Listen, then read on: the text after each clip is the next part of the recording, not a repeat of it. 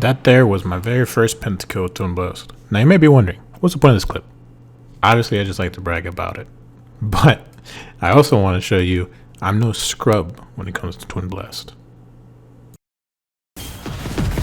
Alright, first thing, overdrive. This is Twinblast's passive. Every basic attack that he lands, he gains movement speed. Each stack lasts 2 seconds and they refresh every attack that you do.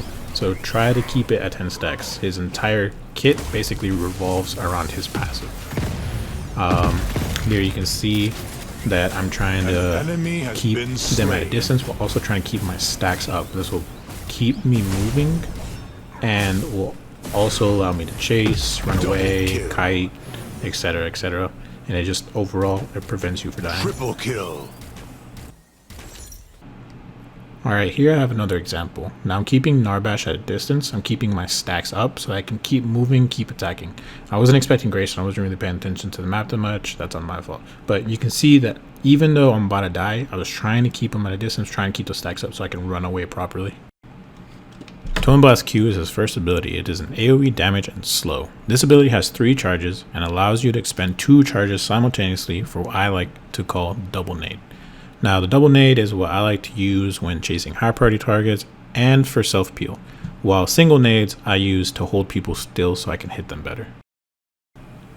Here I have an example of me using the grenades to slow my target keeper still as well as try to protect my teammates. It didn't work out so well though. And I even use the slow to chase her down. Now just to like kind of go over it again, here she's trying to jump in, I slow her down to like prevent her to, and then here I'll use the Q again to slow her again and get the kill. His E is Rocket Dash. Just like the name implies, you dash in any direction. This move is mostly used for repositioning. Now here, you can see that I dashed away with the Chimera to get a safe distance.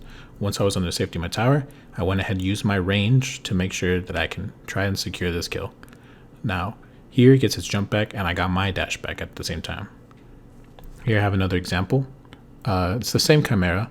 I try to bait out his jump, which he does. Then I dash away to get to a safe distance. Then I use my passive to keep my movement speed up and chase him down. Right click is Twinblast's self buff. He receives a flat percentage to his attack speed and an additional 3% attack speed plus bonus attack damage for each stack on his passive. Now here, Boris and I are in a fight against a Boris and a Greystone. Now I use my right click right here to increase my damage output to make sure that I can get the kill on Boris before he can kill me. Then I use the rest of it to finish off Greystone. Unfortunately, my recording software was acting strange, so I was unable to get any good clips of me using his R. Now, his R is Ventilate. This ability lasts 7 seconds and allows him to apply 2 basic attacks with each left click, with the second one doing up to 50% damage. The second attack can also apply on-hit effects such as a Plasma Blade effect or even bonus crit damage. Not only does Ventilate buff his autos, but also his dash, allowing you to dash 3 times with each dash restoring 1 grenade.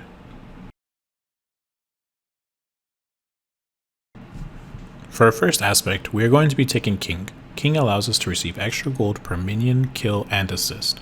This means that instead of getting 200 per kill, you will be getting 250, and the extra 3 gold you get per minion will reward a good lane phase. Together, you will be getting hundreds and extra gold, and that is not including the extra assist gold you will receive. If you have ever played MOBAs before, you know that ADCs need the most gold to properly deal damage to objectives. For the second aspect, we take Ace. The main reason we want to take this aspect is because of the second effect. This effect will allow our crits to do extra damage. This effect also stacks with the effect of AI ammunition, meaning your crits will do 60% extra damage. Crits already do 50% extra, so that means that your critical strikes will do 2.1 times the damage of your regular attack. I have had crits range from 600 to 900 in the later stages of the game. To put that into perspective, a full damage countess will have around 2,000 health, meaning you can potentially kill her in 3 basic attacks. Now I see a lot of ADCs in the game run Hunter, so I'll explain why Hunter is not a good pick. Hunter heals for 8 HP after every minion kill, not hit. This means after you kill the first 6 minions, you will only heal for 48 HP. Since Twinblast has a base health of 520, you will only heal for 9.23% of your HP at level 1, after you kill all 6 of the first minions. This percentage will continue to decrease as the game progresses. As for the extra attack speed, 20% It is a good small boost at low levels, but once you buy Boots of the Hunt, it's almost meaningless.